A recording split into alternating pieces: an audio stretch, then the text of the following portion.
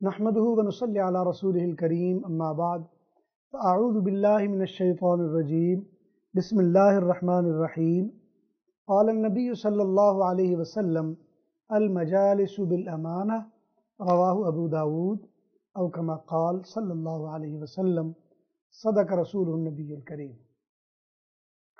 جو حدیث آپ کے سامنے تلاوت کی گئی ہے، الفاظ یہ ہیں کہ المجالس بالامانہ، مجلسیں امانت کے ساتھ ہیں۔ یہ بظاہر دو الفاظ کا، دو لفظوں کی حدیث ہے، لیکن بنیادی طور پر ہمیں مسلمانوں کو بنیادی اخلاق سکھانے کے لحاظ سے ایک بڑا بنیادی یہ بنیاد کا پتھر ہے۔ المجالس فرمایا، مجلس جیسے اردو میں ہم کہتے ہیں مجلس، بالامانہ فرمایا امانت کے ساتھ ہیں۔ عموماً زندگی میں ہم لوگ کہیں نہ کہیں بیٹھتے ہیں، باتیں کرتے ہیں، آتے جاتے ہیں، ملتے ہیں۔ انسان معاشرے میں لوگوں سے ملتا ہے، لوگوں کے پاس آتا ہے، لوگ اس کے پاس آتے ہیں، ملاقاتیں ہوتی ہیں۔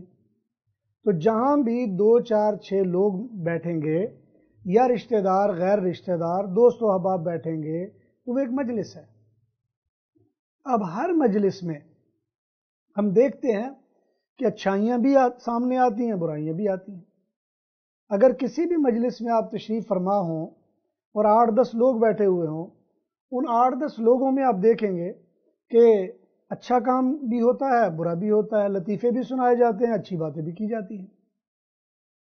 لیکن کسی بھی ترقی یافتہ معاشرے میں، جاندار معاشرے میں یا زندہ معاشرے میں، ہمیشہ مجلس میں اچھی چیز کو لے کر اس کو آگے منتقل کیا جاتا ہے، اچھائی کو پروموٹ کیا جاتا ہے، اچھائی کو آگے روایت کیا جاتا ہے، اچھائی بیان کی جاتی ہے۔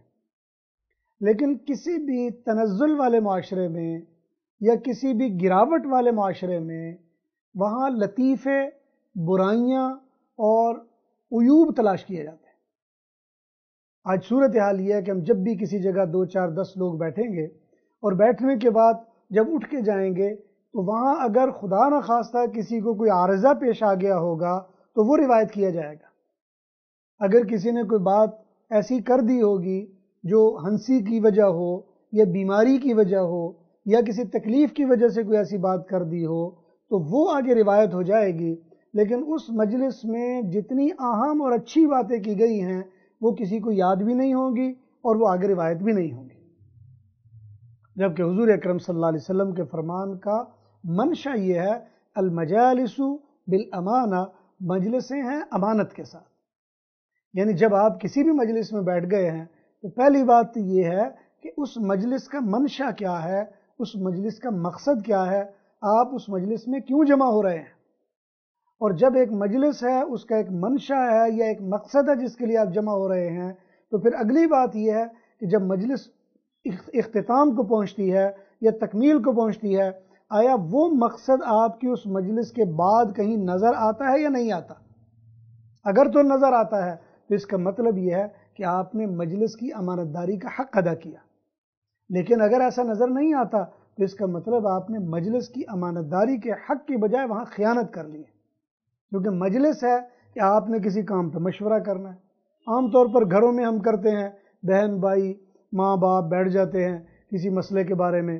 اب اس مسئلے کے بارے میں بیٹھے ہوئے ہیں مشورہ کرنے کے لیے، لیکن اس بات پر مشورہ نہیں ہو رہا اور کسی اور چیز میں مشورے ہو رہے ہیں۔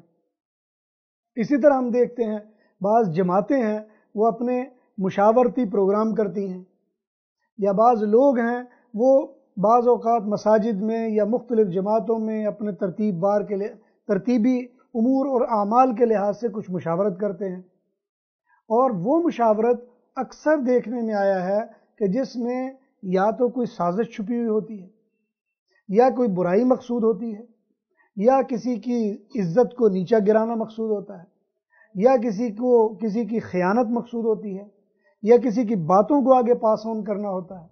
اب یہ ساری کی ساری چیزیں حالانکہ یہ مجلس کے معیار کے مطابق نہیں ہیں۔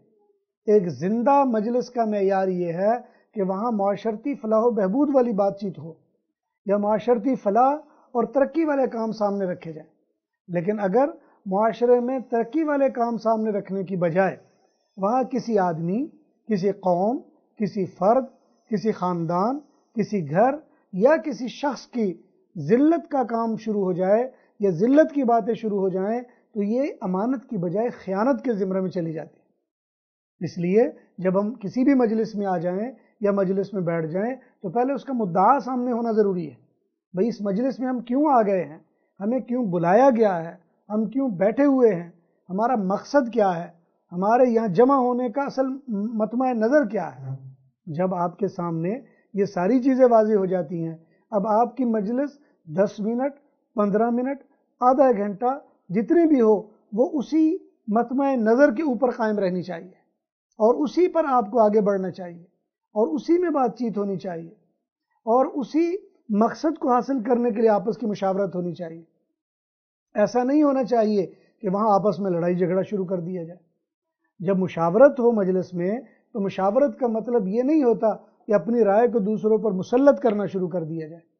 ہمارے معاشرے میں یہ بھی دیکھنے میں آیا ہے کہ ایک صاحب کہتے جی میں نے یہ رائے دے دی ہے، اب آپ کو چاہیے کہ اسی کے مطابق بات کریں۔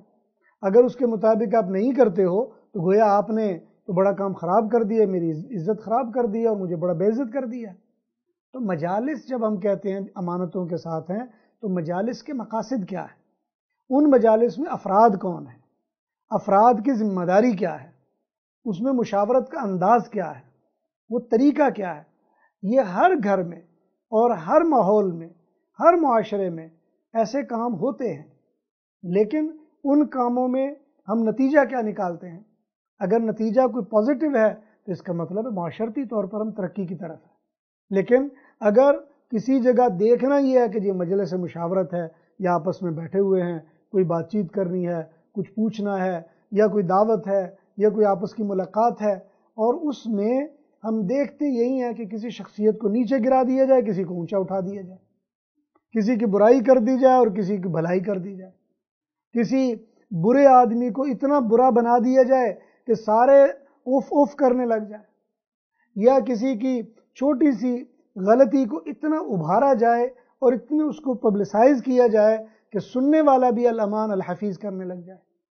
تو مجالس جب ہم مسلمانوں کی مجالس ہیں یہ تو ساری کی ساری امانت کے ساتھ ہے اور اس میں ہر بندے کی عزت، اس کی رسپیکٹ، اس کا آنر، اس کا اعزاز، یہ ساری ہماری ذمہ داری ہے اور ہمارا فرض بنتا ہے کہ جب مجالس میں شامل ہوں تو اس میں ہر چیز کا خیال کیا جائے، دوسروں کی عزت کا بھی خیال کیا جائے، وقت کا بھی خیال کیا جائے، جو کھانے پینے کے لیے لوازمات اگر لائے جا رہے ہیں یہ پیش کیے جا رہے ہیں ان میں بھی اعتدال کو سامنے رکھا جائے اور اسی طرح اپنے آپ کو دوسروں پر مسلط کرنے کے بجائے ایک انسانی رویہ، اعتدال اور محبت کو دوسرے کے سامنے رکھ کر پیش کیا جائے۔ تو یہ بنیادی چیزیں ہیں جو کسی بھی مجلس میں ہمارے سامنے ہونی چاہیے۔